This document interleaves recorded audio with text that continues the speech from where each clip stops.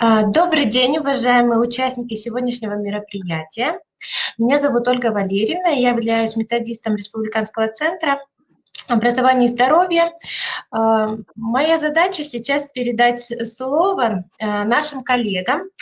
И прежде чем передать им слово, я бы хотела ответить на некоторые ваши вопросы, которые вы озвучили в чате. Статистические данные двух выступивших докладчиков мы обязательно заимеем в электронном виде и направим их с письмом об итогах республиканского методического, об итогах, да, заседания Республиканского методического объединения педагогов, психологов, социальных педагогов системы образования Республики Коми. И еще был такой вопрос по поводу дисков, с методическими рекомендациями, с методическими материалами, каким образом его можно заиметь. Этот диск тоже будет, то есть материалы, да, которые на этом диске есть, тоже будут направлены вместе с письмом об итогах заседания РМО нашего сегодняшнего. Поэтому не волнуйтесь, все материалы вы обязательно получите, а все сегодняшние презентации с разрешения докладчиков уже были, да, во время перерыва доступны для скачивания. И если так получится, что кто-то не успел скачать данные материалы, то мы тоже постараемся их опубликовать, как обычно это делаем на сайте нашего центра. Итак, дорогие коллеги, сейчас я хотела бы передать слово Стыровой Елене Владимировне, да, педагогу-психологу Сыктывкарского детского сада. Елена Владимировна, теперь эти просторы, эта площадка в ваших руках. Я отключаюсь. Вы, пожалуйста, тоже следите время от времени, если такая возможность будет, за чатом. Наблюдайте, слышат ли и видят ли вас участники, да, и если вдруг будут какие-то перебои с связью, ну, я надеюсь, таких перебоев не случится, мы тогда рекомендуем вам отключить видео, оставить только микрофон. Пока все хорошо, пока можно начинать с видео. Вот. И всем хорошего дня. Я отключаюсь. Так, всем добрый день. Сейчас включат мою презентацию.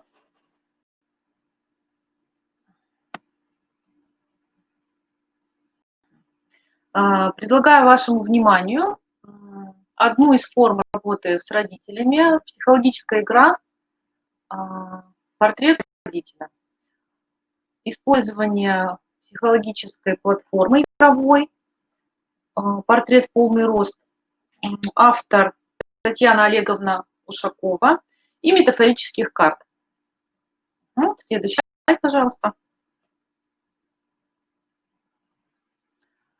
Основное применение данной формы работы.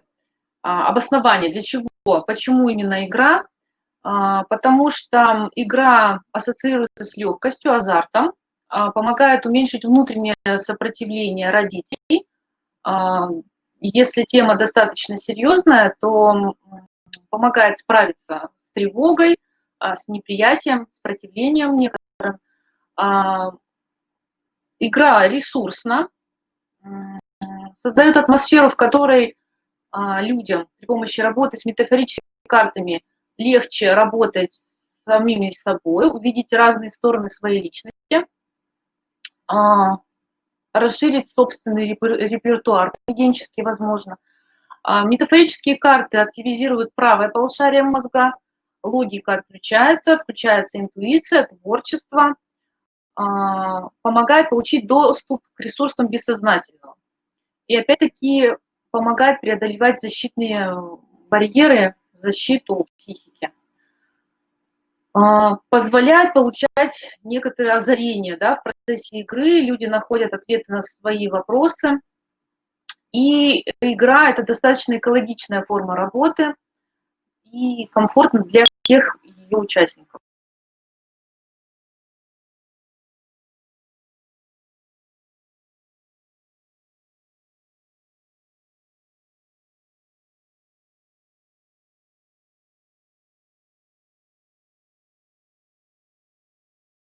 многосторонняя, а может использоваться и со школьниками, и с педагогами.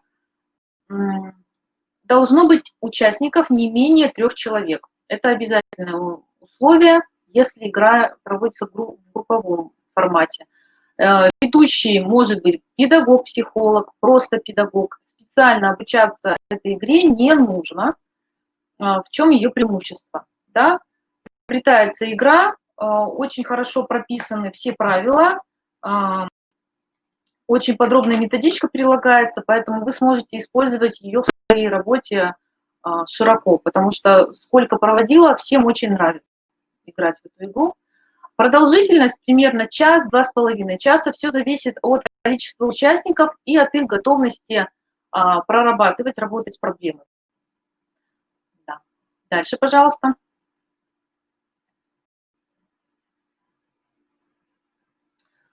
Да. Цель – создание условий для самопознания, для проработки проблемы с самим человеком. Педагог-психолог здесь только как ведущий, как организатор этой игры. Основная задача – участники игры самостоятельно прорабатывают свои проблемы. Задачи, которые стоят перед участниками, собрать портрет родителя, в данном случае, если у нас озаглавлено как портрет родителя, из карточек метафорических и слов. Участники между собой договариваются, и решение по каждой карте принимается коллегиально. То есть все участники должны быть согласны выставить данную карточку на поле. Еще одна задача – акцентировать участников процесса на проработку личной проблемы в рамках общей темы. То есть какой я родитель, что мне нужно для того, чтобы стать хорошей мамой, хорошим папой.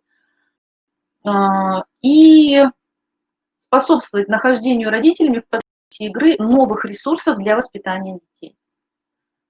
Следующий слайд. Материалы. Как я уже сказала, 2 игровых поля, они будут на следующем слайде. Портрет «Полный рост» Татьяны Ушаковой. Метафорические ассоциативные карты могут использоваться любыми. Главное требование, чтобы они были формата, вот здесь я указала 70, да, 70, 7 сантиметров на 10 сантиметров. Да, узкие карточки со словами. Они бывают в наборах карт. Если будете брать наборы Татьяны Ушаковой, у нее очень много наборов, то они подходят идеально. Но других авторов я тоже использовала. Карточки можно брать из разных наборов. Не обязательно в этом же должны быть. Так. Дальше. Угу. Ну, вот эти 2 поля. В игре 2 поля и методичка. Можно использовать оба поля. Если много родителей, они делятся на 2 команды. Если родителей не очень много, то команда сама выбирает, какой портрет они будут выкладывать. Они достаточно универсальны, да, то есть это может быть портрет мамы, портрет папы, если пришли мама и папа. Вот вы видите, да, большие цветные вставки и светлые вставки на сумках. Это для карт метафорических с изображениями. И узкие карточки – это места, узкие изображения для карточек слов. Следующий слайд. Так, вот те самые метафорические карты. Я предложила здесь пути дороги. Это могут быть и другие варианты. Карточки со словами, карточки с изображением. Они выкладываются перед участниками вслепую, рубашками вверх. Да? Участники выбирают от 3 до 5 карточек. Смотрите, сколько человек пришло. В методичке все подробно описано, останавливаться на этом не буду. Вкратце расскажу. Да? Карты убираются, остальные. Все карточки, выбранные участником, перемешиваются, переворачиваются. Участники не должны обозначать свои карты. И затем заполняется портрет или сверху вниз, или снизу вверх. И каждую карточку все участники обговаривают, все вместе принимают решение, голосуют за каждую карточку. Каждый выступает, предлагает свою карту и объясняет, почему именно она должна попасть в поле. Да, то есть, что в ней связано с общей тематикой, которая задана в группе. Задача каждого участника, чтобы как можно больше его карточек попало на поле. Да, это такая игровая задача, чтобы был интерес в участии. Следующий слайд, пожалуйста. Так, и ожидаемый результат.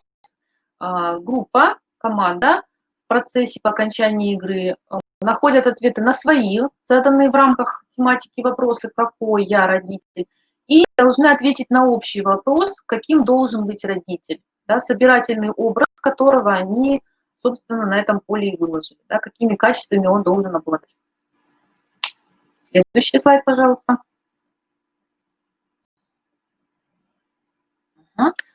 Суть игры – совместное создание портретного изображения идеального родителя. Заполняются ячейки, еще раз говорю, из которых состоит человечек, изображенный на игровом поле, карточками с изображениями, карточками со словами. Следующий слайд. Вот, здесь уже готовое поле, выложенное с помощью карт и изображений. Следующий слайд.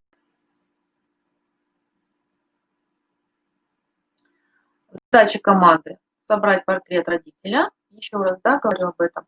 Договариваясь друг с другом, сообща находить решение, устраивающее всю команду. То есть по каждой карточке все должны единогласно быть согласными с ней. В рамках общей задачи каждый формулирует свой личный запрос. Он формулируется в начале игры, и по окончании игры задается ведущий вопрос, нашли ли ответ. Если нет, то есть сам запрос не озвучивается. Можно спросить у участников только, нашли ли они ответ на свой собственный вопрос в рамках темы. Так, следующий слайд, пожалуйста. Так, ну вот здесь момент игры, да, представлен. Можно сразу следующий.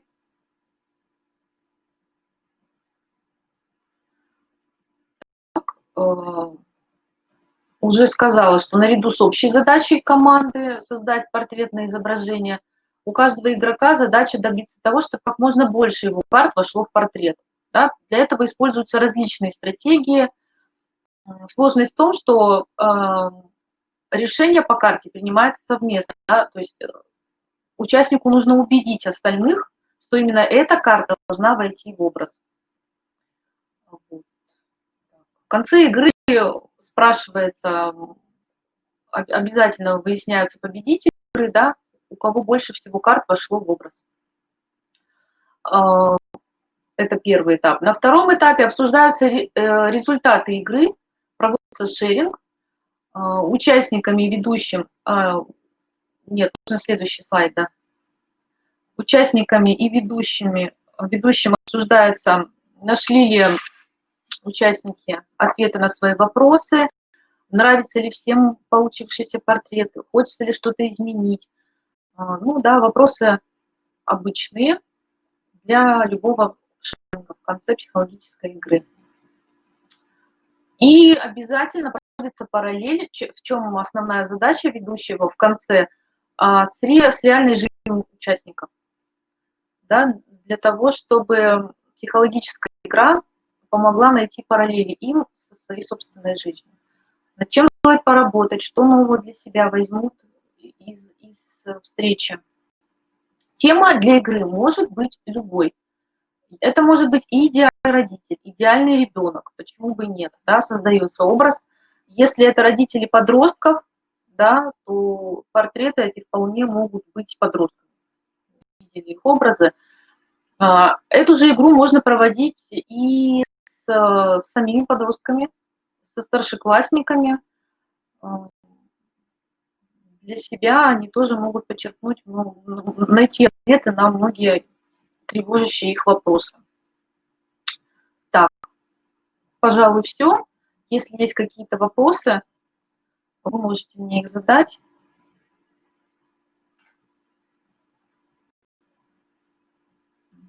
Так, ну вот вопросов в чате я не вижу, возможно, их нет. Надеюсь, информация была полезной. Можете использовать данное пособие в своей работе. Родители с удовольствием, и с педагогами и с родителями с удовольствием играют в подобные игры. Эта форма работы является интересной и очень продуктивной. А сейчас слово передаю своей коллеге Воробьевой Светлане Васильевне. Спасибо всем. Спасибо, я присоединяюсь. Уважаемые коллеги, проблема семьи и семейного воспитания в последние годы стоит очень остро, и сегодня, как никогда прежде, родители все чаще обращаются к нам, психологам, по вопросам воспитания своих детей, хотят знать, каким образом можно повысить самооценку ребенка, как научиться чувствовать его, понимать и эффективно выстраивать детско-родительские взаимоотношения. Именно поэтому важна организация психолого-педагогического сопровождения семьи в вопросах воспитания детей, в том числе и через родительские клубы. Я при проведении заседаний клуба использую различные технологии работы, активные методы, позволяющие превратить родителей из пассивных слушателей в активных участников происходящего и таким образом повысить эффективность проведения встреч. В начале встречи стараюсь мотивировать родителей на активное участие в обсуждении затрагиваемых вопросов и вот заинтриговать прямо их. Для этого очень часто использую метафору. Сообщение информации в виде поучительной истории или образного выражения. Этот прием позволяет не напрямую, а избегая защитных механизмов, достучаться до сознания человека. Метафора лежит в основе мудрых изречений философов, писателей, древних и современных притч и сказок. Одним из вариантов использования метафоры является методический прием обсуждения рисунков метафор, на первый взгляд, не с темой, которая обсуждается. Однако в ходе рассуждений к родителям, отвечающим на наводящие вопросы педагога-психолога, постепенно приходит понимание, рисунки, как ничто другое, олицетворяет затрагиваемую тему, проблему. Вот один из примеров использования рисунка. Можно слайд?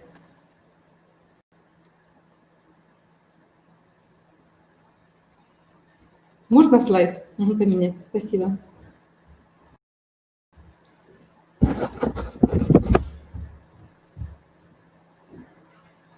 Нет, там, где губка. Спасибо. Вот один из примеров использования рисунка. Значит, рисунок метафора губка, затрагиваемая проблема воспитания ребенка. Данный рисунок можно предложить для обсуждения, посвященного принципу воспитания на основе личного примера взрослого. С самого начала можно активизировать рассуждения родителей с помощью прямых, заранее подготовленных вопросов метафору, очень простых. Это связано с тем, что зачастую родители, придя на заседание клуба, стараются избежать всякой активности, высказать собственное мнение, подать речь, добиться, отвечая на вопрос. Ну вот пример работы с метафорой губка. Спрашиваем, что изображено? Они отвечают. Давайте попробуем перечислить качественные характеристики этого предмета. Какое характерно для нее свойство? Ну, родители обычно говорят, да, что синего цвета, как это повлияет на нее? Естественно, она станет синего цвета. Или если берем другой цвет, другого цвета. А если одновременно вольем в губку жидкости разных цветов, губка станет непонятной, неопределенного цвета. В начале обсуждения мы с вами определили, что особенностью губки является способность к впитыванию. А как вы думаете, от какого слова происходит слово «воспитание»? Ну и, естественно, родители высказывают собственное предположение. Слово «воспитание» образовано от слов «питание», «впитывание». И я не зря обратила внимание на общность корней этих слов, потому что ребенок в детстве, подобно губке, впитывает в себя все то, что вливают в него родители.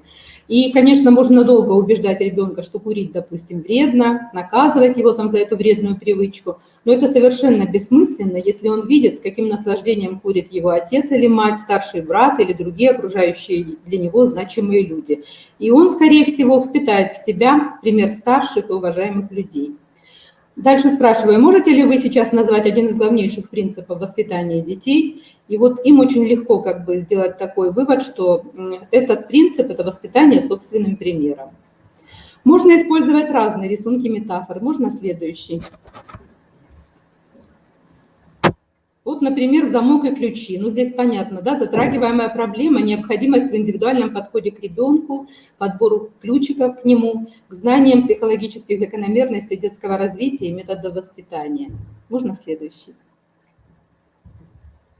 Следующий, ага, спасибо. Очень я вот люблю вот эти два рисунка, метафора «Лебедь, рак и щука» и «Тройка». Значит, затрагиваемая проблема – это отсутствие последовательности в воспитании, единство требований к ребенку. Вот если требования едины, как в этой тройке, то она несется вперед, и ребенок, как бы вот это вот там телега, где он там сидит, он очень быстро движется. А если же родители, допустим, папа, мама, еще если бывают и дедушка, и бабушка, каждый со своим вариантом воспитания подходят к ребенку, естественно, телега остается на месте, то есть движения нет. И вообще процесс воспитания становится достаточно непродуктивным, непродуманным и плохо влияет на ребенка. Можно следующую метафору? Метафора «Рюкзак». Затрагиваемая проблема подготовка ребенка к школе. Другим возможным вариантом применения метафоры является обсуждениями с родителями древних или современных притч, подобранных вот, в соответствии с замыслом встречи.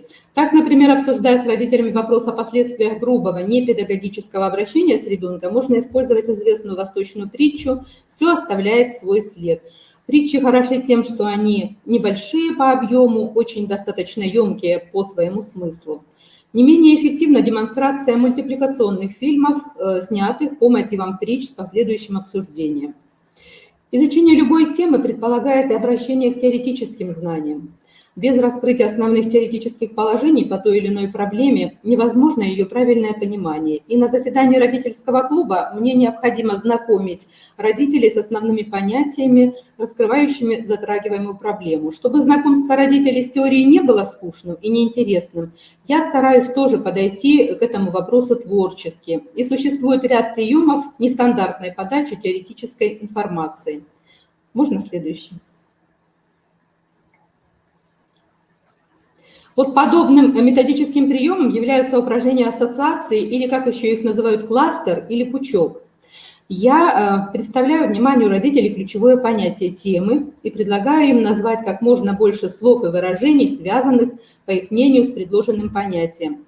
Ну, то есть прямо вот на доске пишу основное понятие, вот, и их ассоциации тоже пишу вокруг этого понятия. Основное условие – не повторять то, что уже было сказано другими. Значит, все фиксирую на доске, и когда поток родительских ассоциаций иссякнет, я обобщаю знания родителей, те, которые вот они дали для этого кластера.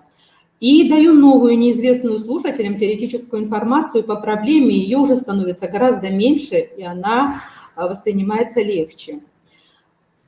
Значит, например, вот я вам дала вот здесь, вот на слайде, да, на заседании родительского клуба по теме психологические особенности подросткового возраста. Ключевое понятие – подростковый возраст. Родители вот называют свои ассоциации. Другим не менее интересным упражнением для изучения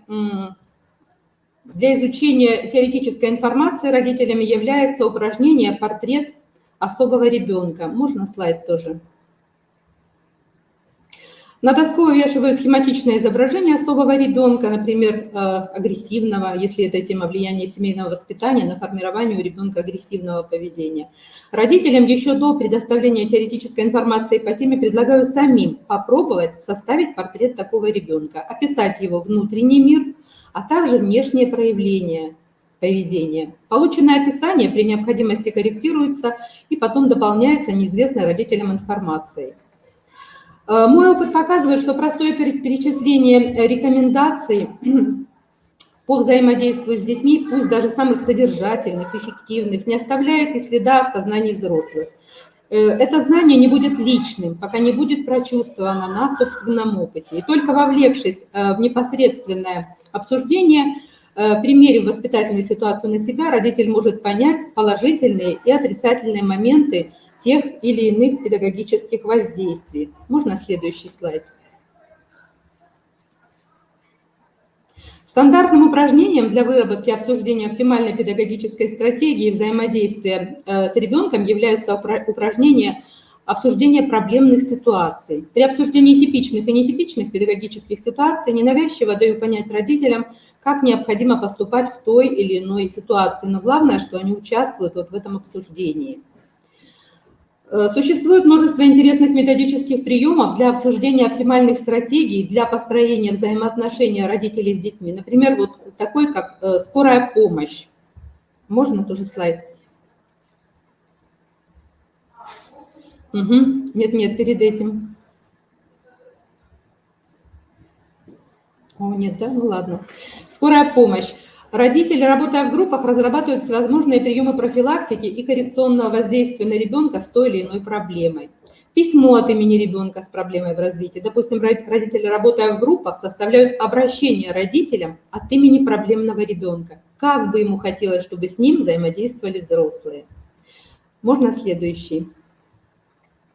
Ну вот это, в общем-то, пример не новый, но тем не менее достаточно действенный. Вредные и полезные советы. Это основной этап, конечно, отработка практических навыков. Очень часто у меня возникал вопрос, как правильно дать родителям рекомендации, чтобы действительно они прислушались к ним, приняли во внимание, реализовали на практике. И более интересным и нестандартным методическим приемом знакомства родителей с психолого-педагогическими рекомендациями вот и являются вот эти вредные советы. Родителям предлагаются они, значит, например, вот в данном случае с ребенком начальной школы вредные советы, в ходе обсуждения которых необходимо понять, как подобное отношение к ребенку отразится на его развитии, а также совместно разработать правильные стратегии поведения с особым ребенком. Ну, допустим, первый. Постоянно ограничивайте самостоятельность ребенка, не разрешайте делать что-то самостоятельно, при любой возможности сделайте это за него. Кстати, многие родители так и делают, и тут они понимают, что этот совет вредный, естественно, понимают, что вот это неверная такая стратегия поведения. Или во время закатываемых истерик уступайте ребенку, идите у него на поводу, наказывайте за капризы, истерики, ругайте, отчитывайте, читайте нотации. Такое изложение теоретического и практического материала позволяет родителям увидеть свои ошибки и, конечно, взамен имеющейся стратегии общения с ним продумать новую, более оптимальную, основанную на психолого-педагогических законах. Такие вредные советы можно использовать для родителей агрессивных, тревожных, гиперактивных детей. Можно использовать интересный прием. Можно следующий слайд? Интересный прием, говоря о формировании самооценки ребенка, особенно когда она занижена, или об эмоциональных контактах ребенка. Здесь вот, когда я провожу на эту тему родительский клуб, важно заранее знать, кто придет на заседание родительского клуба. И вот с детьми этих родителей, с учителем вместе я делаю вот такой вот цветок. Я его сделала немножко большего формата, чем он есть на самом деле. Он должен быть примерно в 2 или даже, может быть, в 3 раза меньше. В середине наклеивается фото ребенка. На нижних лепестках, те, которые вот внизу, предлагаем ребенку написать ласковые, приятные слова, которые он слышит от родителей. Возможно, это похвала или еще просто какие-то теплые слова, которые он достаточно часто слышит. Далее этот цветок кончиками приклеивается на основу, вот самым-самым кончиком вверху здесь. И на встрече с родителями я предлагаю родителям также вспомнить добрые, ласковые, нежные слова, которые они достаточно часто говорят своим детям. И написать эти слова на лепестках сверху. Ну и потом говорю, что их ожидает сюрприз. Они могут аккуратненько снять, оторвать вот эти кончики лепестков, и там внизу они встретятся со словами своих детей, которые дети помнят. И вы знаете, вот смотришь, когда на встрече, некоторые родители радуются, видно, что они прям вот счастливы и довольны. У некоторых задумчивость на лице, потому что не всегда все листочки дети до конца внизу заполняют. И когда, знаете, это касается личности человека, это его ребенка, его чувств, вот тогда это сам материал до родителей доходит гораздо проще и гораздо легче. Они просто вот через чувства начинают его воспринимать как личное нечто.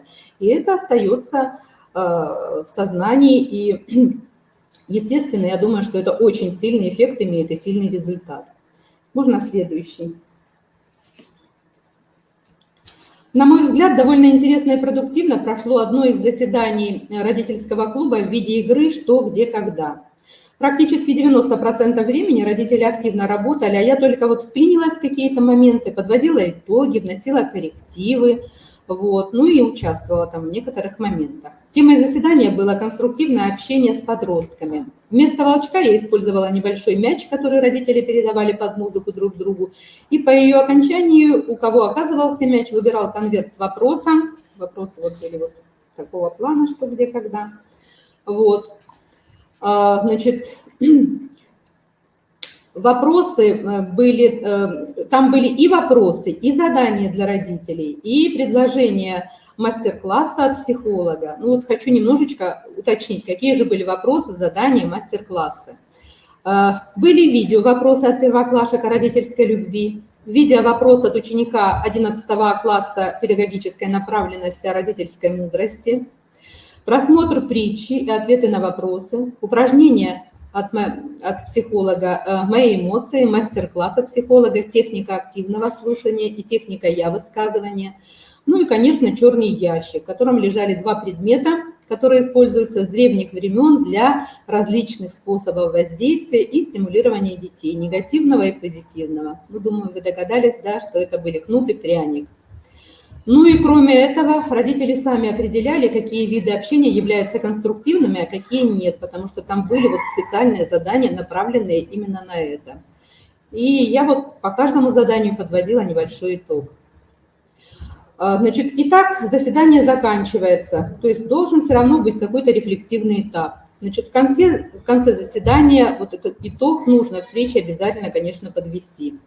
Делая обобщение затронутых во время беседы вопросов, я очень часто вновь обращаюсь к метафоре, прочитать или посмотреть притчу, произнести цитату, философское высказывание. Есть очень интересный мультипликационный фильм, называется, по-моему, он «Самый лучший мультфильм», вот, который просто вот не требует даже и комментариев. И практически каждое заседание завершаю раздачей памяток родителям, в которых отражены главные теоретические аспекты, а также отдельные практические рекомендации. Предлагаю довольно часто в конце заседания сказать о том, что они уже знали раньше, вот из того, что сегодня было на заседании, а что нового они вот смогли сегодня в заседание унести. Ну и, честно говоря, знаете, когда родители уходят и говорят, что обязательно на следующее заседание меня пригласите, это говорит о том, что заседание прошло эффективно, оно было не зря, и они почерпнули, в общем-то, то, что хотели. Кроме того, знаете, еще вот такая интересная вещь. Получается, практика моей работы показала, что после тематической части встречи прямо вот очень большое количество родителей остается на консультацию. Буквально они вот выстраиваются в очередь, они ждут друг друга. И я где-то вот около часа, бывает иногда и 1,5 часа, еще работаю на консультации. Те, которые уходят, очень часто приходят в последующие дни, или на следующий день, или в другие дни. И, естественно, их обращения не всегда касаются темы родительского клуба, которое прошло, но они просто понимают, что можно обратиться за консультацией к психологу, с которым они сегодня работали, познакомились, которого услышали и, наверное, что-то подчеркнули. Ну, у меня, в общем-то, все. Если будут вопросы, я с удовольствием отвечу. Да, памятку можно показать, я не сказала. Спасибо большое за комментарии. Ну, если будут вопросы, я думаю, что я в последующем отвечу. А сейчас я хочу передать слово моей коллеге Чупраковой Наталье Валентиновне педагогу-психологу МОУ гимназии иностранных языков города Ухты. Спасибо.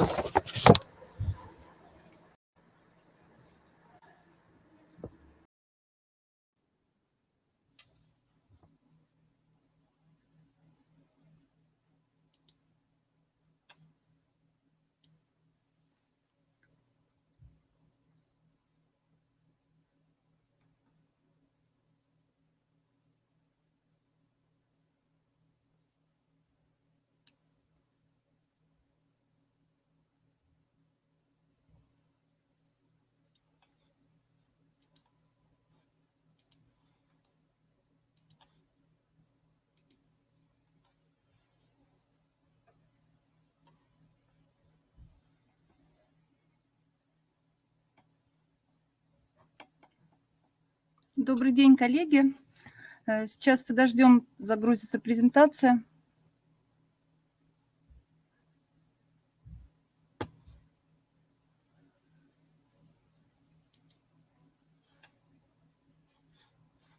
Угу.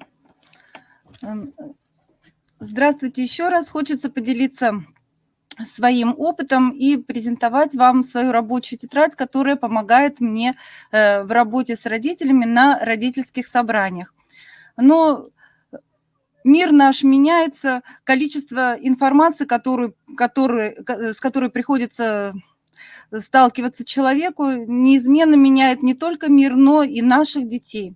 Они у нас неординарные, креативные, умные, продвинутые, да, и вместе с тем они непослушные, не умеют слышать информацию, да, они чаще бывают выше нас в ситуациях, когда происходит спор, дети маленькие, дети большие.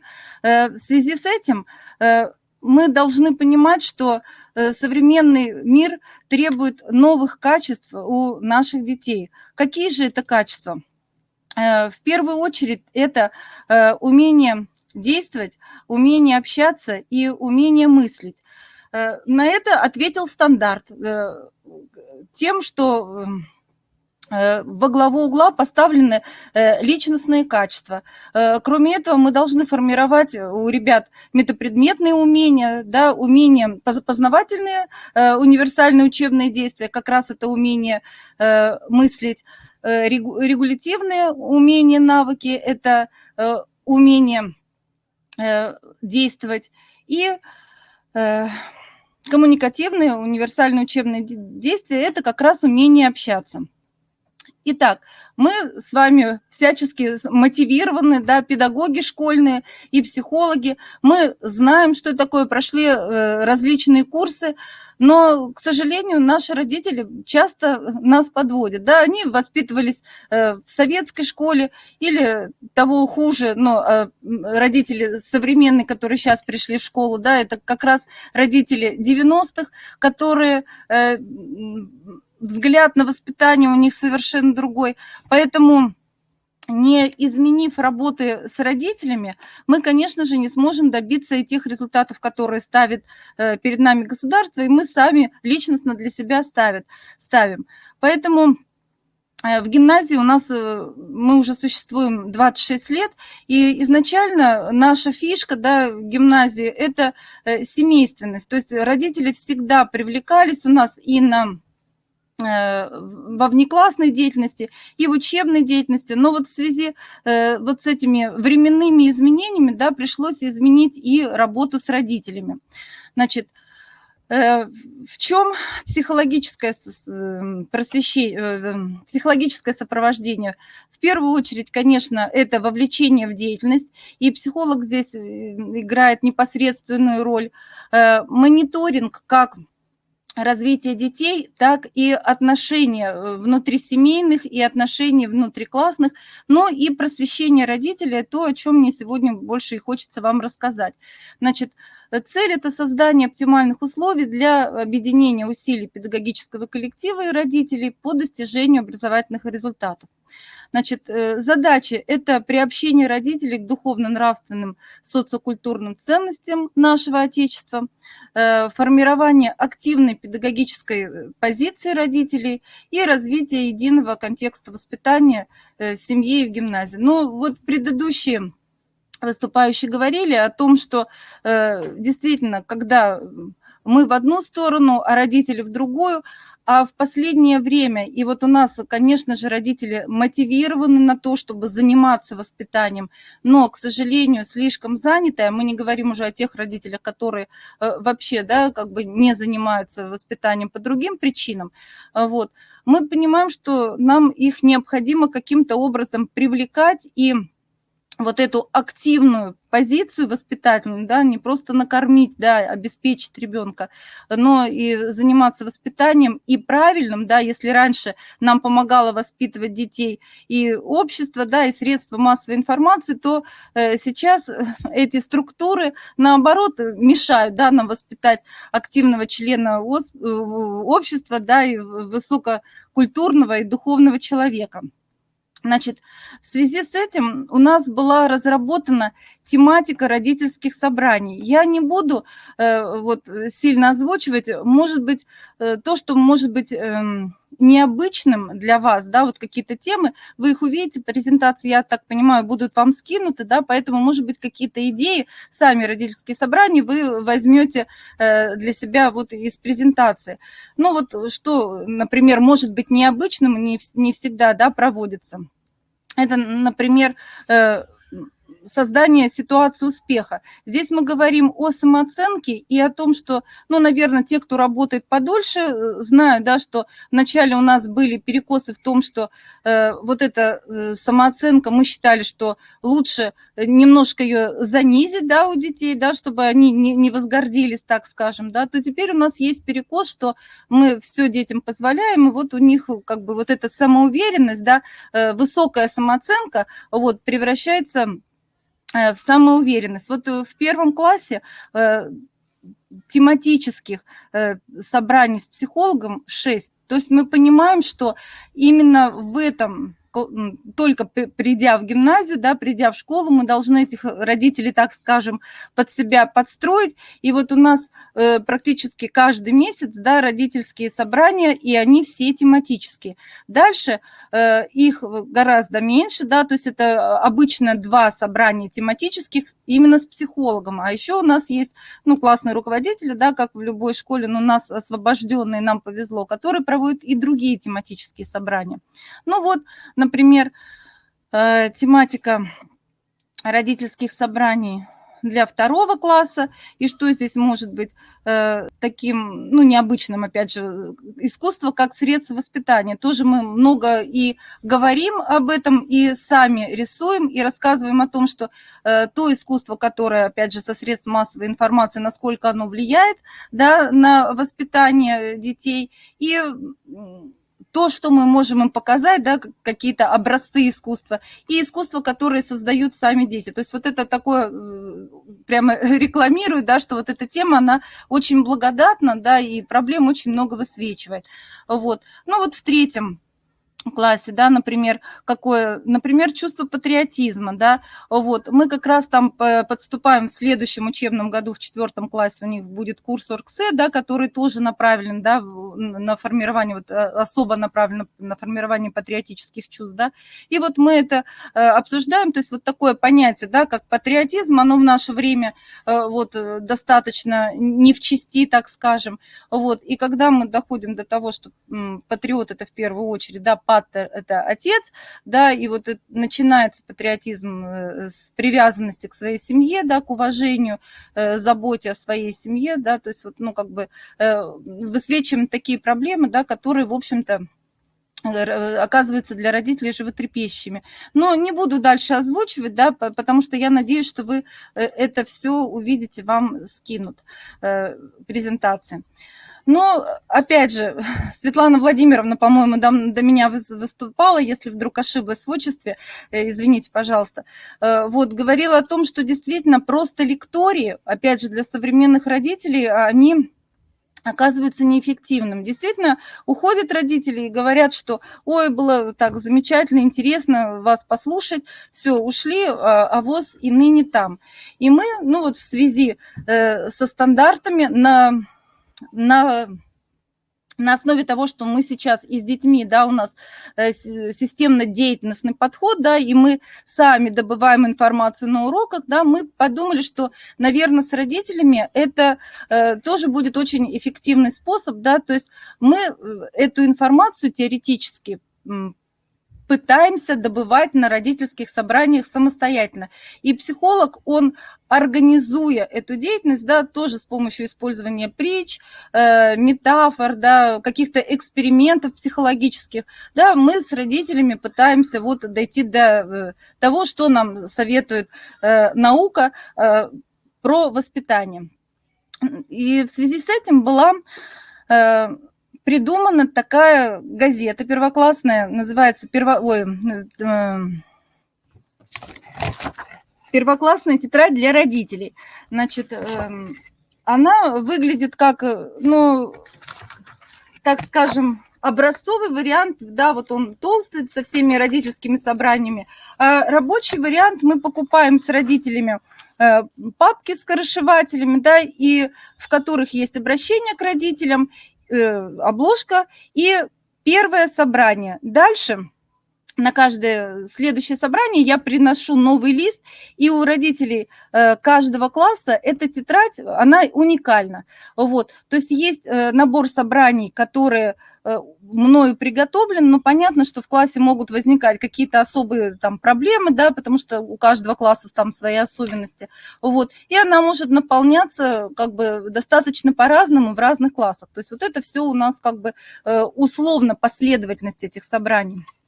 Значит, что в этой тетради? Что в этой тетради есть? Ну вот, например, собрания, да, такие как наказание за и против. Мы тоже обсуждаем и сами, ну, это работая в группах, разные приемы, опять же, в зависимости от родителей. Я говорю, что вот в первом классе с ними очень много мы работаем, да, и в связи с этим уже примерный родительский коллектив понимаем, и насколько есть там активные родители, которые будут, или вот это молчуны, неэмоциональные, да, и как бы разные способы пытаемся здесь использовать для того, чтобы вот как бы их тут расшевелить. Ну, или вот, например, про самооценку, да, я вам упомянула, или формирование личности, что влияет, и так далее. Значит, ну, я уже сказала, да, что периодичность работы с тетрадью на каждом родительском собрании. В зависимости от возраста, да, этих собраний разное количество.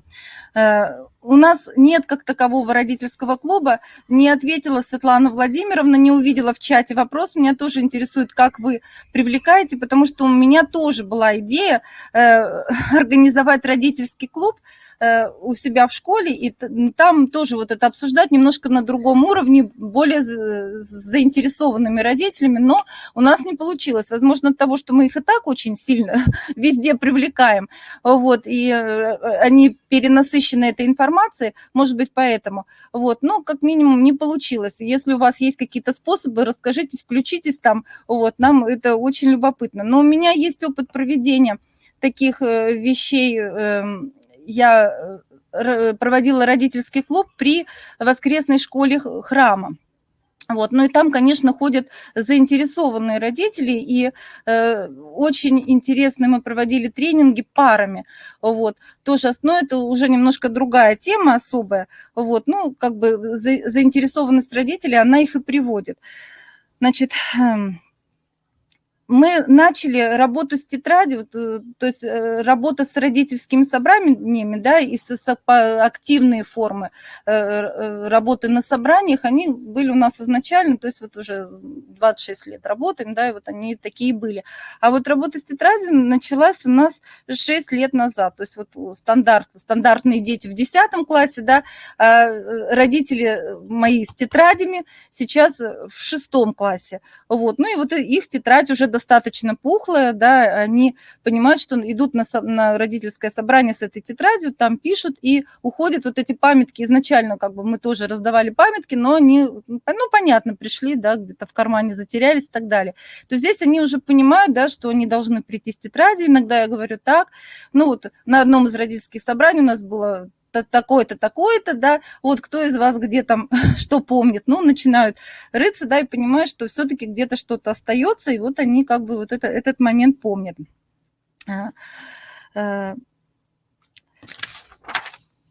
Так, понятно, что на индивидуальные консультации они иногда у нас приходят тоже с этими тетрадями, да, потому что по ходу работы на родительском собрании, да, ну вот, например, тоже такая тема интересная, как формирование лидерских качеств, она достаточно спорная, да, насколько нужно в каждом человеке формировать эти лидерские качества, ну, по ходу родительского собрания мы доказываем о том, что каждый должен в какой-то сфере, да,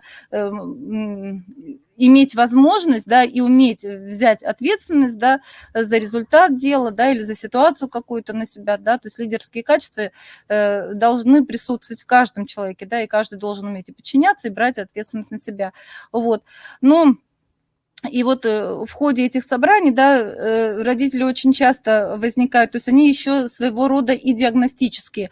И, как сказала передо мной Светлана Владимировна, да, то есть поток родителей после таких собраний, он увеличивается, да, то есть они мотивируют и для того, чтобы прийти к психологу и разобраться со своими проблемами.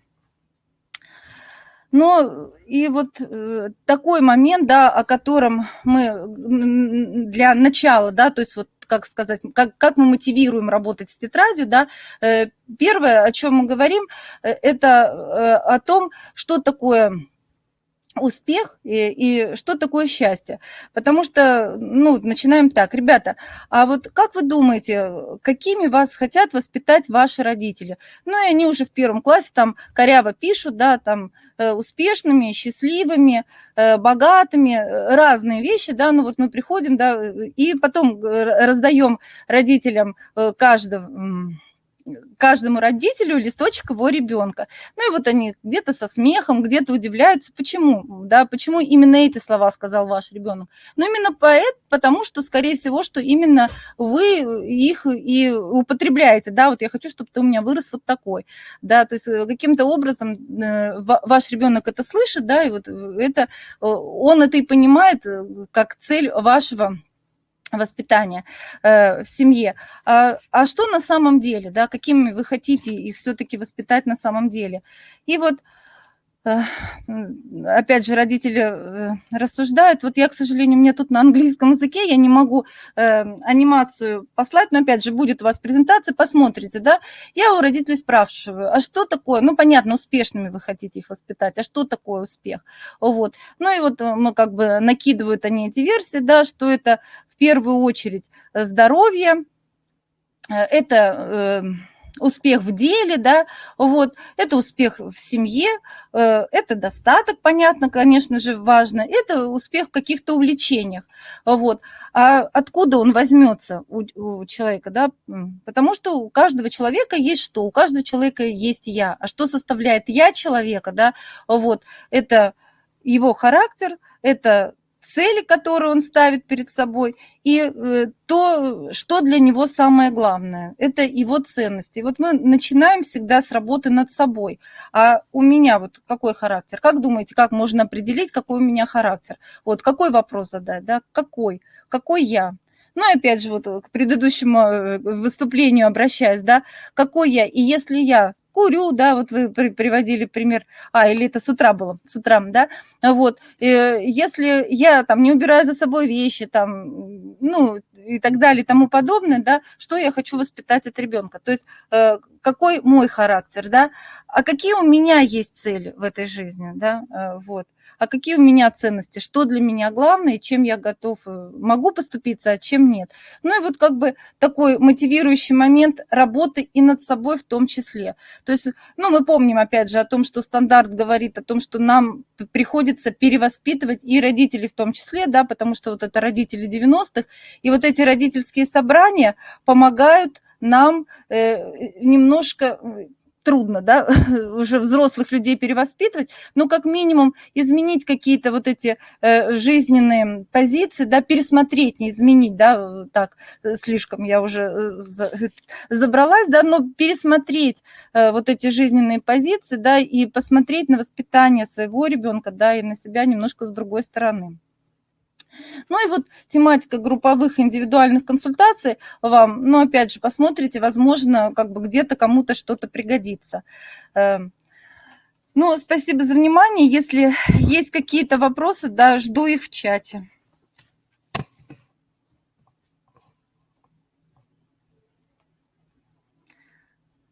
Ну, вопросов нет.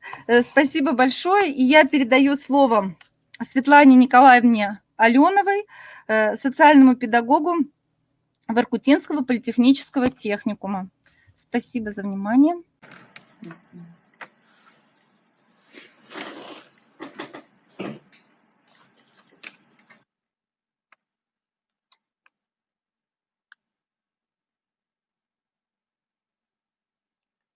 Здравствуйте, уважаемые коллеги! Сегодня я хочу поделиться своим практическим опытом, который адаптировался и реализуется на базе Воркутинского политехнического техникума. Можно второй слайд? Загружается.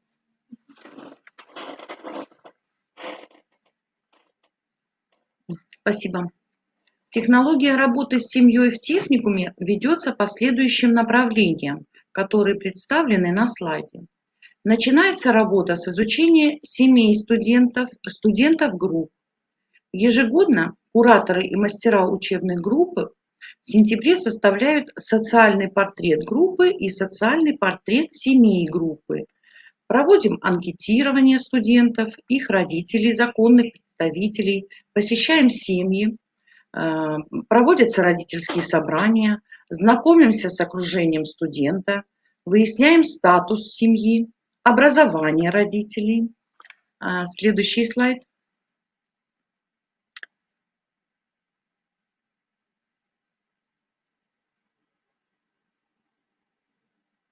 Будьте добры, следующий слайд.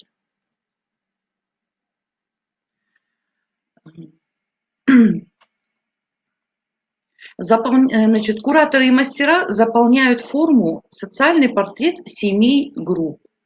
Ну, вы посмотрите, какие у нас есть разделы, какие выяснили мы, и можно, значит, без фамилии здесь чисто в количественном виде.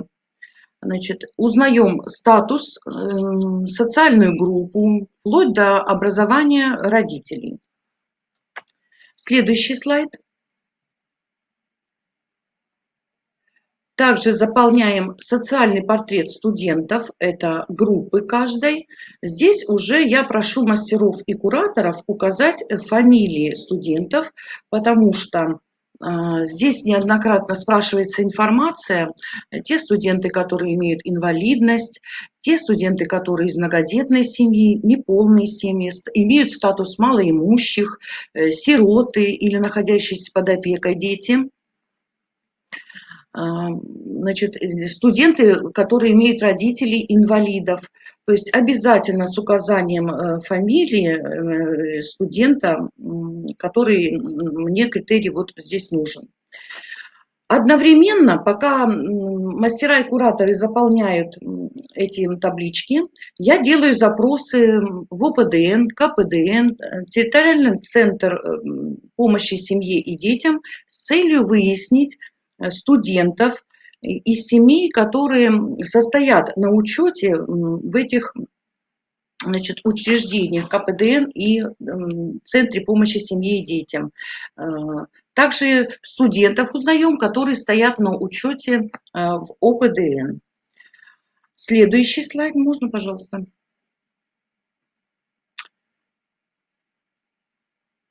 Плохо показывает. На основе полученных данных мониторинга мы делаем сравнительный анализ за 3 учебных года. У всех табличка, у меня вот, например, не показывает она. Мгм. Плохо, что, да? Вот не видно. Зеленое все. Все хорошо, извините. За 3 учебных года. Тогда мы можем скорректировать свой план работы на год, наметить эффективные мероприятия с семьей, с конкретными студентами, с конкретными группами, с родителями, с кураторами, с преподавателями. Следующий слайд. Спасибо. Мгм. Так, вот этот, да? А, Так. Значит, вот можем посмотреть из этой таблички, да, что полная семья, и вот 19-20 год учебный, полная семья – это 33-я часть практически вот из числа студентов. Неполная семья – тоже 30% у нас, третья часть из всех студентов занимает. То есть работа огромнейшая должна быть. Должны познакомиться со всеми семьями. И вот по статусу тоже здесь можно посмотреть. Социальная группа. В основном родители имеют, значит, рабочие. 459. Ну, здесь и папа, и мама учитывался. Вот количество, значит, в основном дети рабочих у нас обучаются. Следующий слайд. Спасибо. Во время составления банка данных семей я обучаю кураторов и мастеров учебных групп, как работать с семьей. Во-первых, уважительно, доброжелательно разговаривать с родителями по телефону, при встречах. Показываю на практике, как можно позвонить к родителям и поговорить с ними, если, значит, молодые специалисты пришли и работают кураторами. Мы тренируемся на занятиях, тренингах, проигрываем ситуации. С педагогом-психологом проводим тренинги и проигрываем ситуации, значит, ну, вида вредный родитель или родитель отвернулся и не хочет беседовать с куратором, то есть вот до последнего, как выйти из этой ситуации. Приглашаю в рейды мастеров, кураторов, тоже показать на практике, как общаться с родителями. Есть родители, которые конфликтные, есть боязливые, которые не открывают двери, закрываются. И вот как нужно нам поговорить с родителем, чтобы он открыл дверь, хотя бы открыл дверь и на пороге вот первый толчок сделать, приблизить к себе, поговорить, побеседовать. Сделать помощниками своими в будущем и партнерами родителей. Я проделываю для того, чтобы избежать конфликтных ситуаций. Из практики были случаи, что родители просто не отвечают на телефоны, на звонки, не идут на контакт с кураторами. И тогда вот приходится выходить на помощь, оперативно подключаться, исправлять ситуации, что добавляет работы мне. Поэтому я решила обучать с 1 сентября сразу же, как работать с семьей наших кураторов и мастеров. Это с одной стороны. А со второй стороны обучаю их для того, потому что они будут в течение года моими помощниками, так как нам нужно составить несколько таблиц, работа профилактическая с ребенком, со студентом, работа профилактическая с родителями. И так как мастера и кураторы, они заинтересованы в успехах своей группы, своих студентов, поэтому они соглашаются и идут на такие, значит, работы. Следующий слайд. Ага, хорошо. Хочу еще поделиться такой формой таблицы, которую заполняют при работе. Ну, я покажу ее. Вот так я поближе чуть приближу. Вот так. Видно немножечко. Информация о профилактической работе со студентами и их семьями, состоящими на учете в общегородском банке данных. Когда с сентября заполняется такая таблица, можно проследить динамику развития, значит, семьи, положительную динамику, отрицательную динамику и профилактическую работу со студентом. И очень легко писать тогда уже анализ своей работы как куратору, так и социальным педагогам, так и педагогу-психологу. В работу с семьей обязательно подключаем педагога-психолога. Она сама подключается к нам. Совместные рейды по необходимости. По запросу педагога-психолога бывает срочно нужно выехать в семью. Обязательно нужно переговорить с мамой, потому что есть очень сложные случаи во взаимоотношениях ребенок-родители. Разрабатываем совместный план работы по следующим направлениям, которые вы видите на слайде. Разрабатываем методические рекомендации для родителей, законных представителей, для кураторов, для памятки, буклеты, для студентов и их родителей и для преподавателей обязательно с целью индивидуального подхода к студентам, особенно которые относятся к детям-инвалидам или к обучающимся с особыми образовательными потребностями. Следующий слайд можно.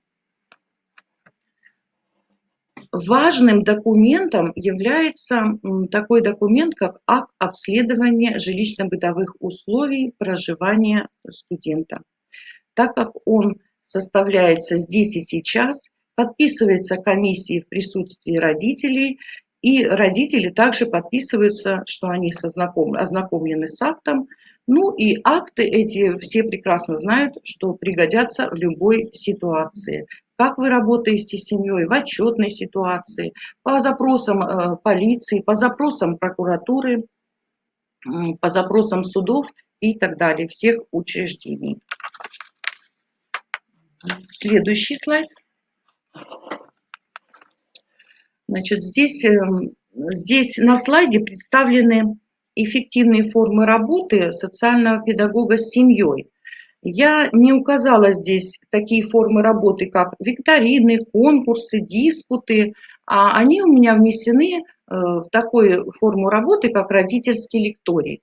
Но родительский лекторий – это не меня или педагога-психолога, как специалиста выступить здесь, а именно родителей. Мы просим, обращаемся к родителям. У нас такой опыт был 18-19 учебный год, 19-20 год, где родители готовили, значит, свои выступления, опыт своего воспитания. Значит, у нас был законный представитель, готовили выступления, как подопечного, это бабушка говорила она, небольшая группа, конечно, родителей у нас собралась, и было у нас выступление ребенок-инвалид, тоже мама готовила, как она справляется со всеми трудностями именно вот в обучении с ребенком, в воспитании его.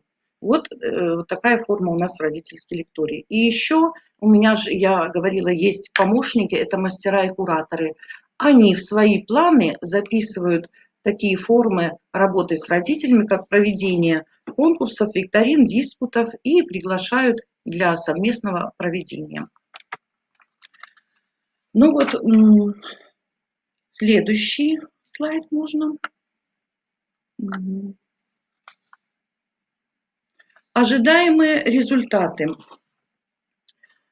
Мы должны, конечно же, подвести итоги за работу, проанализировать, какие результаты мы ждем. Вот.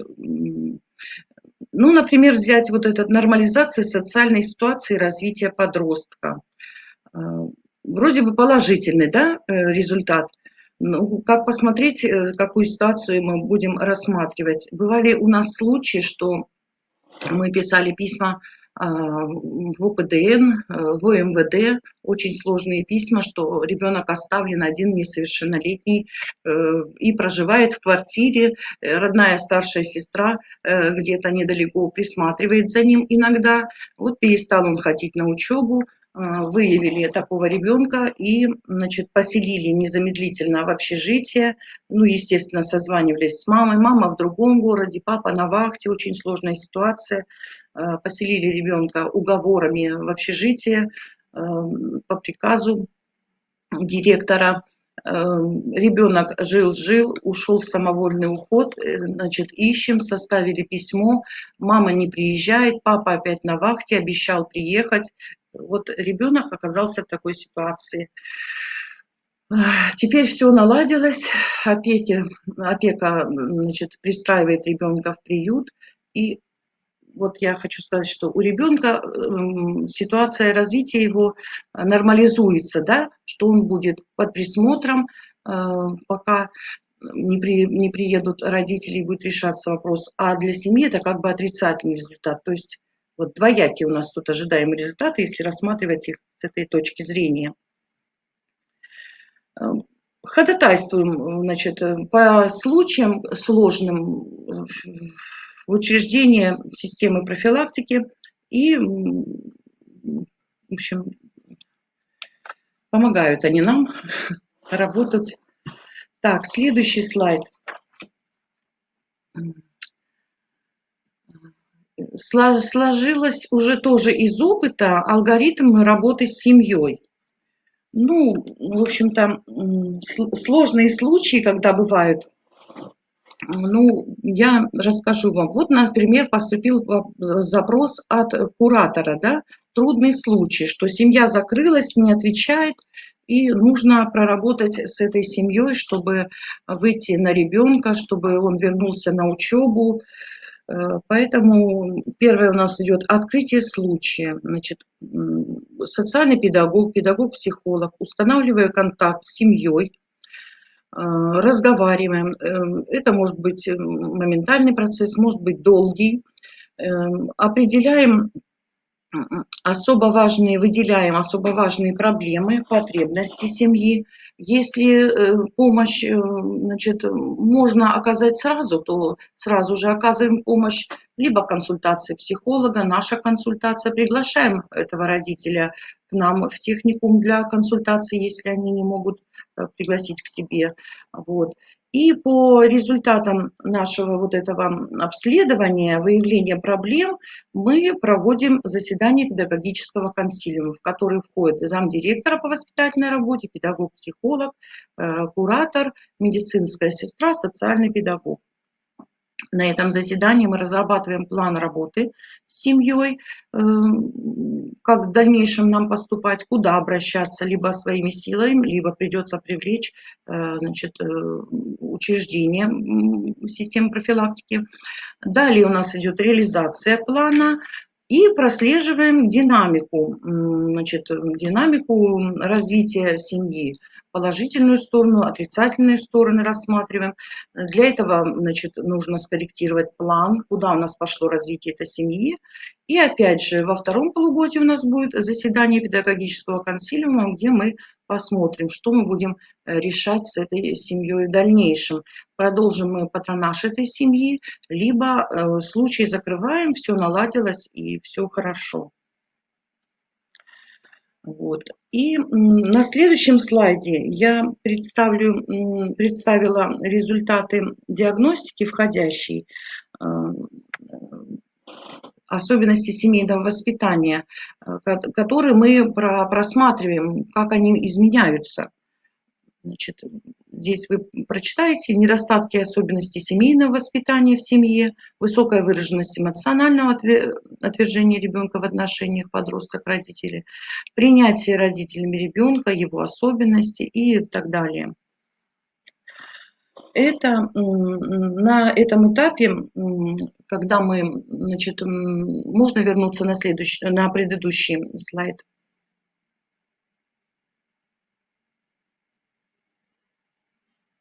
Угу. На предыдущий.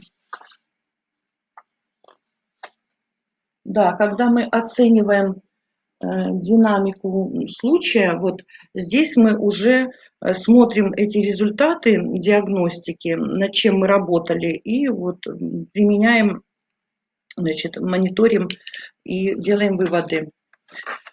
Ну, на этом моя технология закончена. Я хочу поздравить всех коллег с наступающим Новым годом, пожелать вам всем здоровья, успехов и новых побед. Главное, семейного благополучия всем, всем и всем. И передаю слово нашей коллеге Татьяне Александровне Селиховой. Спасибо за внимание. Куда-то надо. Уважаемые коллеги, спасибо, пожалуйста, спасибо вам за ваше содержательное выступление. Не могу никак попасть в кадр без ссылочки. И немножечко скажу пару слов по предыдущим докладам и по предыдущей теме. Сложно у нас сегодня был день, сложная тема, и на самом деле хорошо, что вы выдержали ее и послушали, включились в обсуждение. И давайте с вами еще раз вернемся к тому, что тот круглый стол, который был в первой половине дня, он все-таки должен закончиться не только разговором на эту тему, но и дальнейшими действиями. И эти действия будем оформлять через резолюцию и добиваться того, чтобы прошли какие-то изменения в отношении защиты детей от посягательств на их половую, скажем так, то есть чтобы мы могли защитить наших детей. От вас поступали вопросы, но, к сожалению, они поступали в таком обезличенном виде, и на будущее, если вы задаете вопросы, пожалуйста, подписывайтесь, кто их задает, какое учреждение представляет, потому что мы не видим. То есть, получается, запрос анонимный, и куда его, кому отвечать, тоже мы не видим. Если какие-то личные, частные вопросы, требующие ответа, пожалуйста, представляйтесь. И с сегодняшнего дня, с сегодняшнего заседания мы вводим новую рубрику, которая называется ПМПК, психолого-медико-педагогическая комиссия в вопросах и ответах.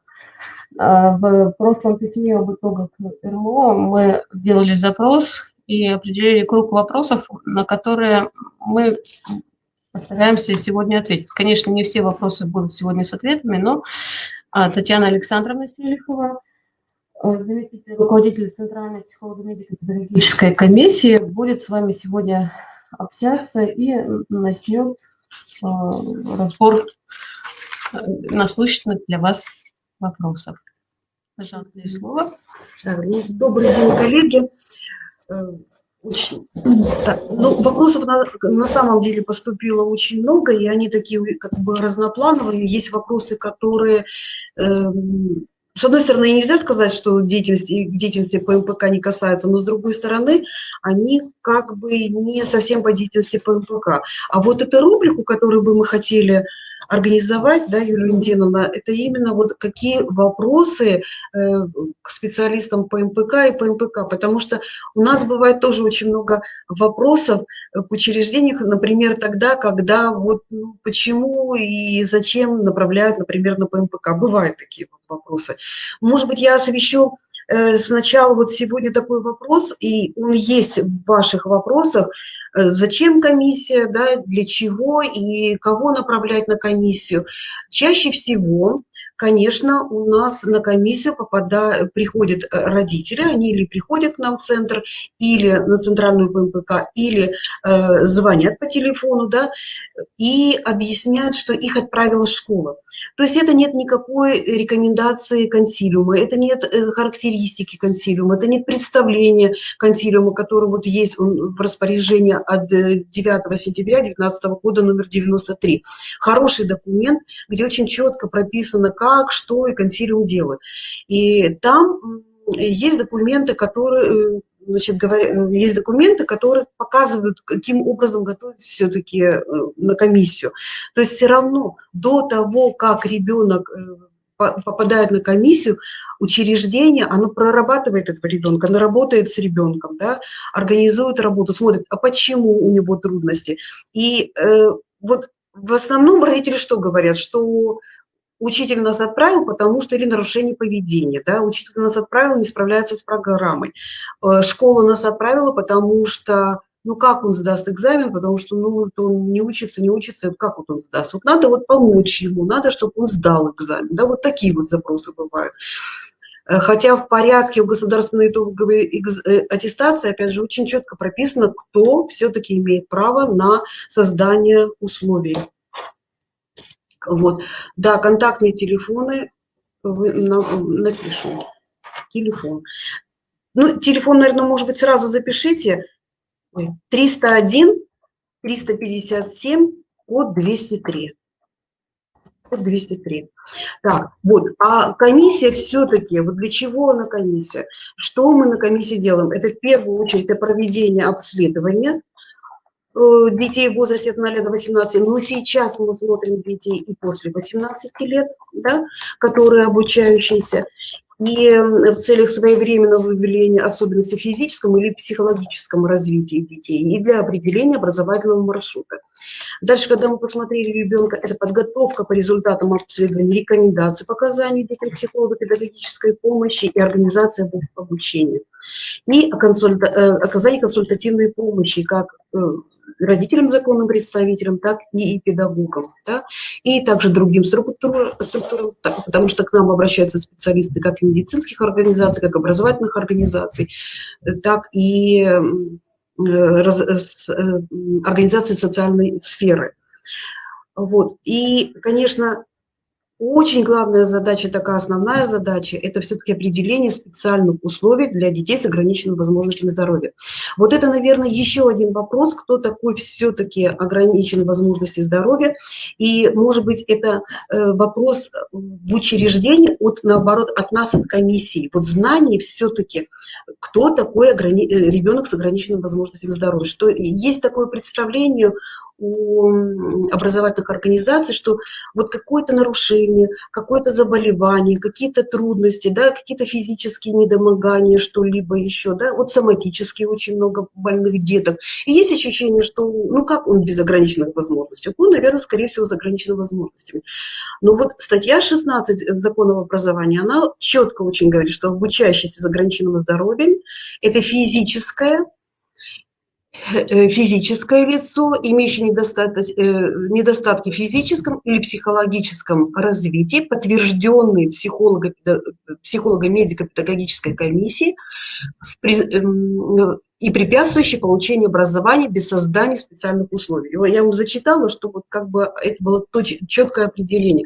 То есть создание именно специальных условий.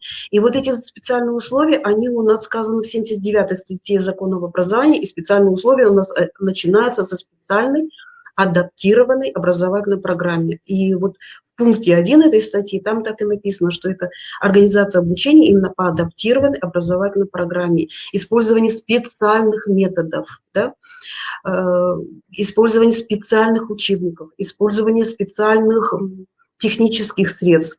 То есть это вот именно специальные условия. И все-таки у нас круг детей с ограниченными возможностями здоровья, он замыкается на определенной группе детей. Это дети с нарушением речи, с нарушением опорно-двигательного аппарата, это дети с глухотой и слабослышащие, это дети слепые и слабовидящие, это дети с задержкой психического развития, с умственной отсталостью, это дети с расстройством аутистического спектра. Видите, какой маленький круг. Но для того, чтобы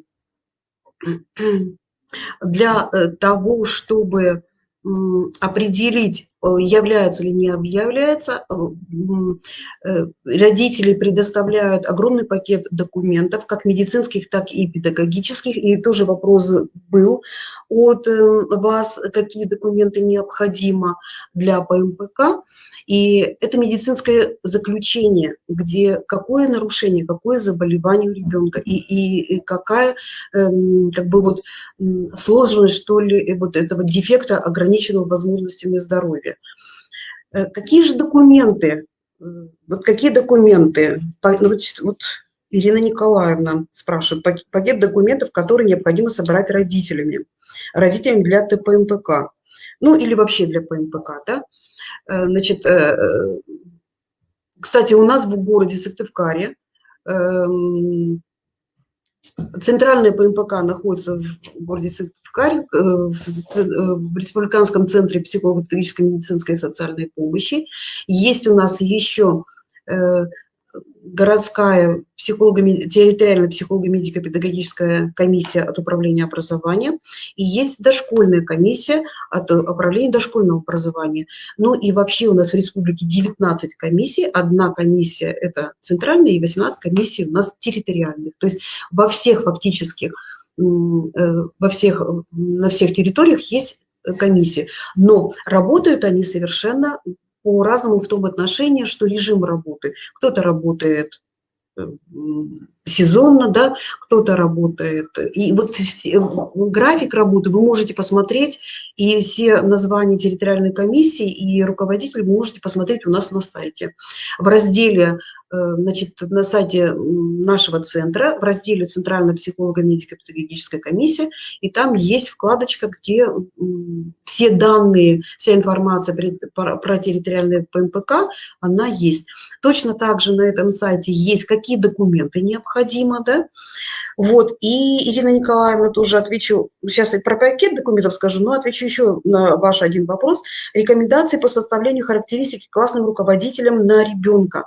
Вот опять же на сайте, где у нас есть документы, там вы нажмете, и там есть форма характеристики для дошкольников, для школьников и для учащихся профессиональных образовательных организаций. То есть мы их составляли, не знаю сколько, ну, года, может быть, 3 тому назад, но именно во взаимодействии с медико-социальной экспертизой, и чтобы, когда была такая вот некоторая как бы трудность, чтобы были единые характеристики, приходили на МСЭ и на ПМПК, то есть вот мы их как бы там, то, что им надо, то есть эти характеристики, они довольно-таки подробные, их можно использовать. И у нас есть в опыте довольно-таки часто такие характеристики к нам поступают, например, вот из специально коррекционного детского дома номер 3 очень прекрасные характеристики. Вот. Ну и со школ, то есть характеристики видно, кто бывает у нас на сайте, да, и вот эти характеристики используют. То есть там можно посмотреть. Вот про пакет документов. Значит,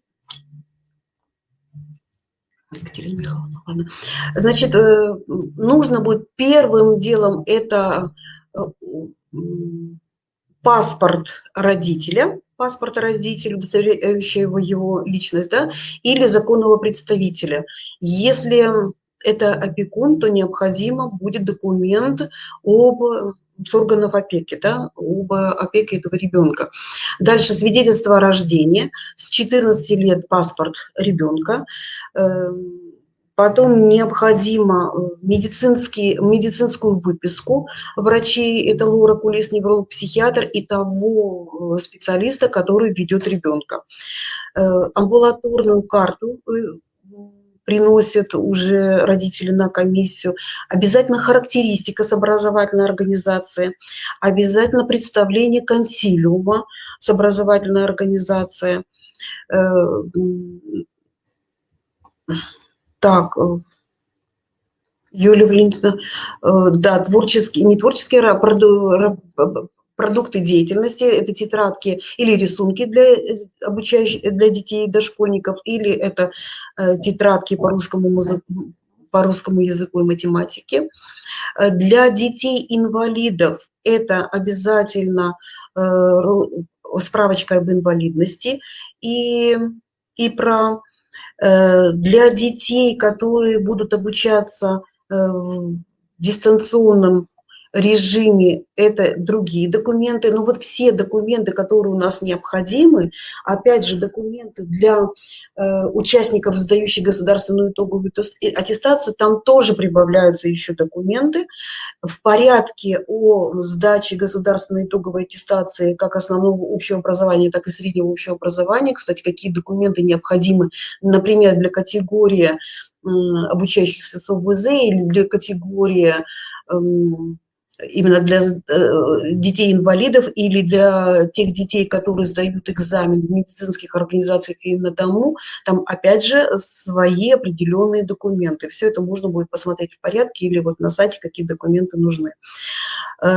Если я сейчас затронула государственную итоговую аттестацию, и был такой вопрос, вот он, значит, Людмила Викторовна, хотя вот технический лицей задает, можно ли и каким образом получить послабление для учащихся 9 класса при сдаче ГИА?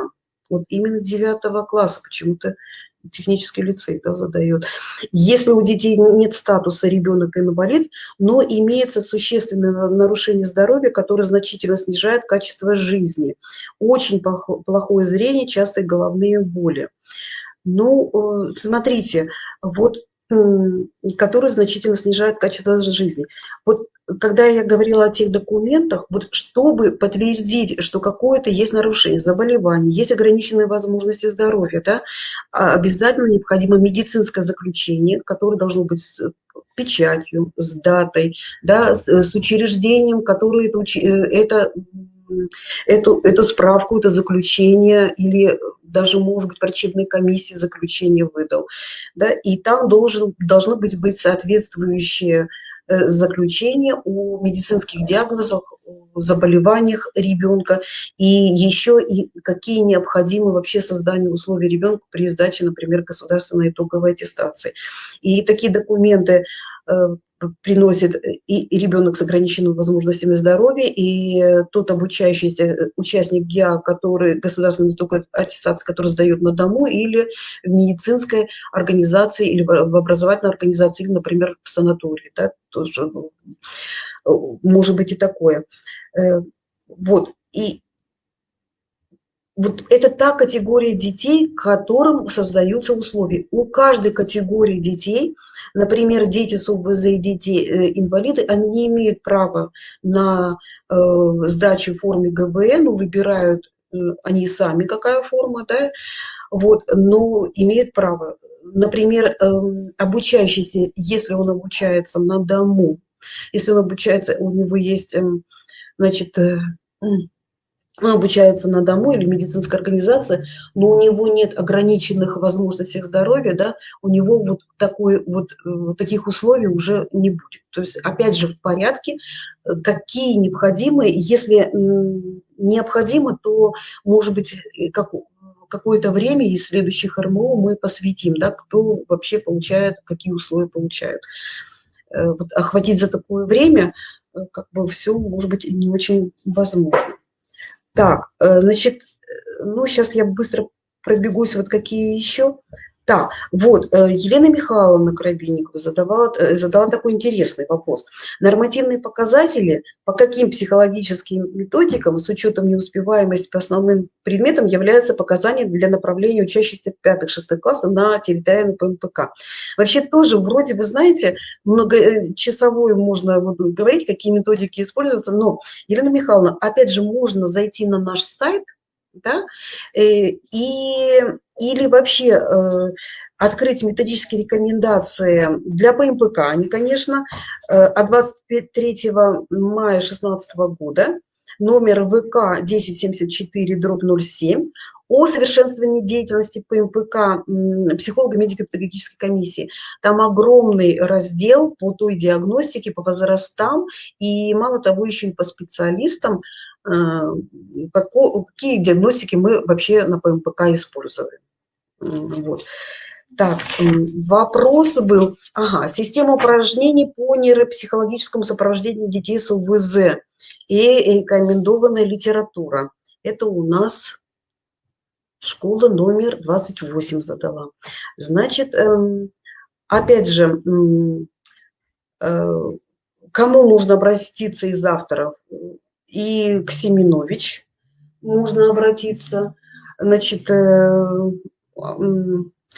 Анна Владимировна, да, и Цветкова Любовь Семеновна, и Охотина, и Колганова. То есть вот к этой литературе и еще к многим другим можно обратиться, найти вот те упражнения и систему нейропсихологического соображения. Или, опять же, Валентина, нужно как бы это делать большой семинар, да? То есть как бы вот очень так и не ответить. Ага, вот такой вопрос со школы номер 30. Ну, какую помощь родителям я осветила. Вот. И как подготовить родителей и ребенка к прохождению территориального ПМПК. Конечно, вот хороший вопрос. Как подготовить родителей и ребенка к прохождению территориальной ПМПК.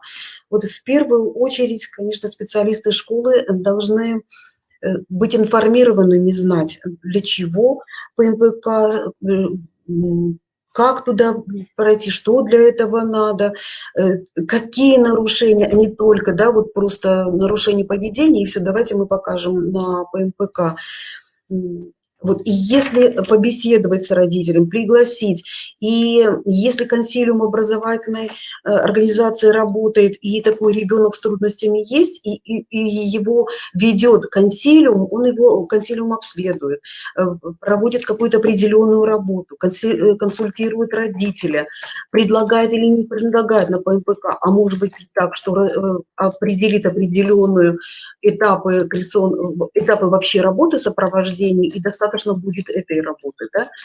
Вот. Но есть такой вопрос. Если законный представитель ребенка категорически отказывается проходить ПМПК, предусмотрена ли в законодательстве ответственность за это?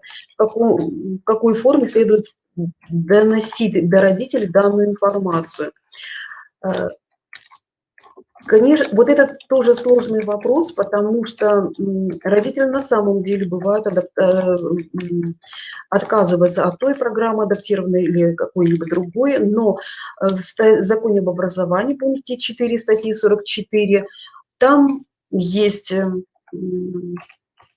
то, что родитель, законный представитель несовершеннолетних обучающихся обязан, во-первых, обеспечить получение детьми общего образования и соблюдать требования локальных актов. Но я думаю, что если родитель все-таки бывает и у вас, и у педагогов образовательной организации, и опять же у нас в комиссии, что бывает как бы родитель настолько и переживает, и уже, может быть, как-то вот он и накручен. И, может быть, вот эта вот неизвестность, как и что будет происходить.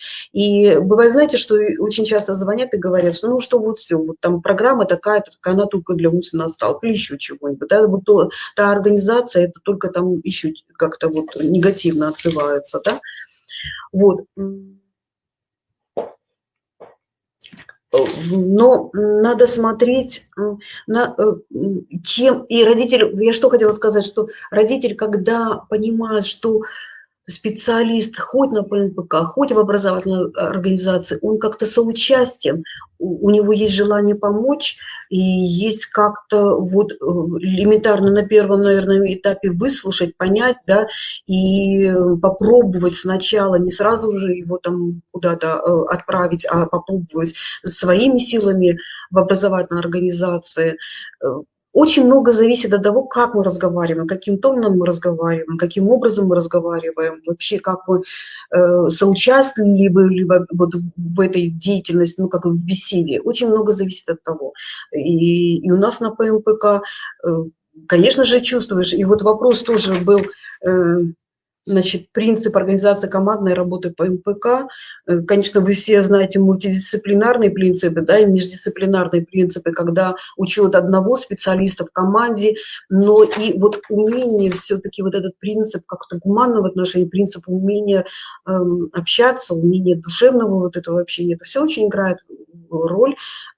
Сможем ли мы вообще направить на ПМПК, и сможем ли мы как-то убедить родителя, что у него совершенно не та, а другая там программа и работа. Так, вот был вопрос, смотрите, можно ли рекомендовать на ПМПК ребенка 5 лет из-за поведения? Вот как вот вообще выстраивать вот такая ситуация, да, что ребенку 5 лет. Поведение. Опять, что происходит? Ну, хорошо, надо бы собраться к консилиуму, обследовать этого ребенка, понаблюдать его в группе, где это поведение, понаблюдать его на прогулке, с каким воспитателем это поведение, с детьми это поведение, да, что с этим. Это, конечно, большая работа психолога в первую очередь. Переговорить с родителем, проконсультировать родителя, попросить родителя рассказать вообще, ну, просто поговорить о ребенке, о его тех же заболеваниях, о поведении, где это поведение встречается. То есть у вас будет вот те, как бы сказать, эти диагнозы психологические, вообще, что с ребенком творится. А не так сразу направлять вот вам на ПМПК, он там ничего как бы с поведением не происходит. Если ничего ну вот все попробовано, вроде бы есть ощущение, да, то вы сейчас знаете, какие документы необходимы. Тогда родителю рассказать, что да, возможно, на ПМПК, какие документы необходимы, да, и тогда направить на ПМПК. Дать телефон, опять же, ПМПК, как территориальных ПМПК, как центральных ПМПК, как попасть, что необходимо, в каких случаях. Иногда бывает так, что сходил родитель на консультацию, например, к врачу или к тому же неврологу, да, и вопрос уже тоже может решиться.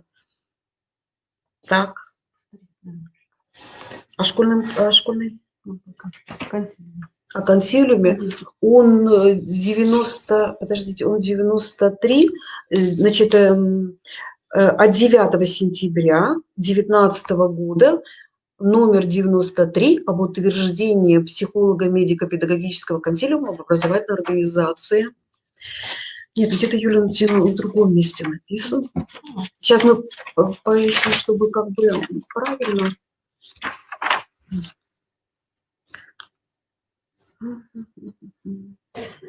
Я, наверное, наизусть сказала. Такие приказы надо знать наизусть.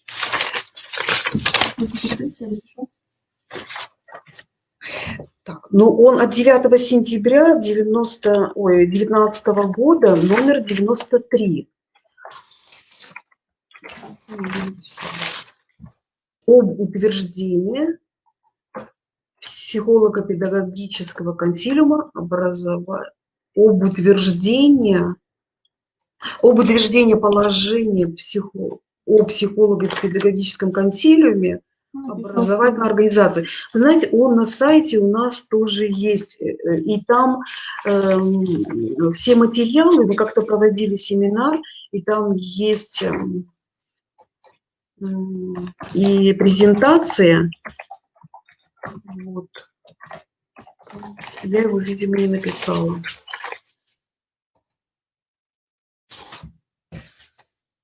На каком сайте пишут? Наш сайт напишите, пожалуйста. На сайте. Да.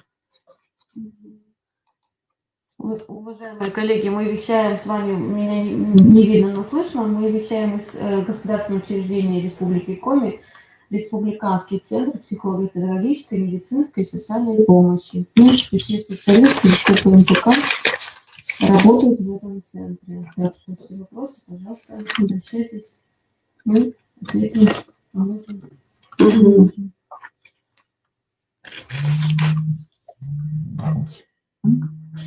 Так, есть ли какие-то еще вопросы?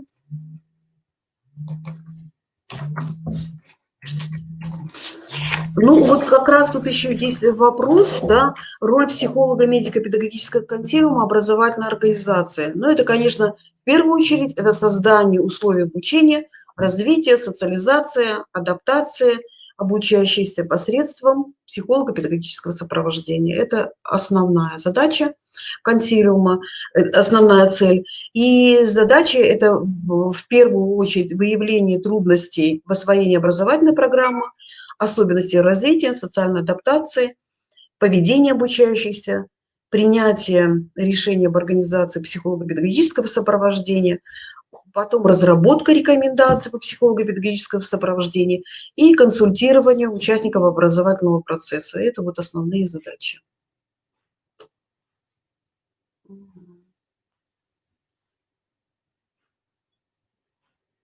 Знаете, вот я охватила все вопросы.